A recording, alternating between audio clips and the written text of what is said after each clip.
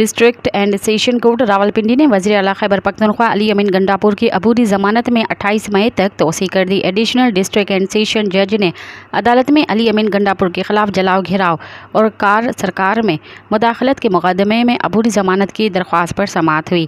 وزیر اعلیٰ کی جانب سے ایڈوکیٹ محمد فیصل ملک پیش ہوئے۔ دوران سماعت وزیر اعلیٰ خیبر پختونخوا علی امین گنڈاپور کی حاضری سے استثناء کی درخواست دی گئی، جسے عدالت نے منظور کر لیا۔ حکومت امور میں مصروفیت کے باعث حاضری سے استثناء کی درخواست کی گئی۔